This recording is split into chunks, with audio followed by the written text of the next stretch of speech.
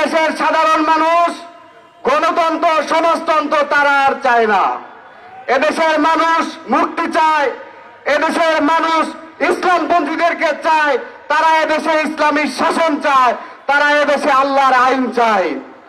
এই জন্য আমরা বলতে চাই, এদেশে যত ইসলামপন্থী আছে, যে সমস্ত ইসলামী ব্যক্তিত্ব আছে, ইসলামী সংগঠন আছে, পীর মুরিদ আছে, প্রত্যেককেই এই জন্য আমাদেরকে ঐক্যবদ্ধ হতে হবে, যাতে ভবিষ্যতে এই আওয়ামী ফ্যাসিবাদের মতো কোনো ফ্যাসিবাদ এই বাংলাদেশে আর উত্থান না ঘটে। এবং কয়েকটা রাষ্ট্রীয় বিষয়ে আমরা দেখতে পাচ্ছি অতি গুরুত্বপূর্ণ হওয়া সত্ত্বেও সেগুলোর বিষয়ে কেউ কোনো কথা বলতেছে না। এই জন্য আমরা বলতে চাই, বাংলাদেশের সাংবিধানিক সংস্কার করতে হবে।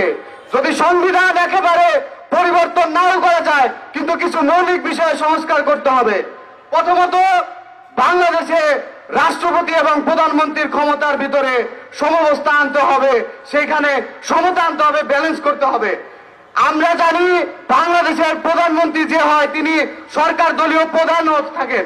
আমরা এটা স্বৈরাচারের প্রধান লক্ষণ, একই সাথে সে প্রধানমন্ত্রী, একই সাথে সে দলীয় প্রধান।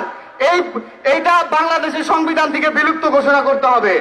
সরকারি নিয়োগের ক্ষেত্রে প্রধানমন্ত্রীর যে একক ক্ষমতা, নির্বাচন কমিশন, সরকারি কর্ম কমিশন, বিভিন্ন বিশ্ববিদ্যালয়ের নিয়োগ থেকে শুরু করে প্রত্যেক প্রাতিষ্ঠানিক নিয়োগে প্রধানমন্ত্রীর একক ক্ষমতাকে নিয়ন্ত্রণ করে সেখানে রাষ্ট্রপতির ক্ষমতাকে ব্যালেন্স করতে হবে।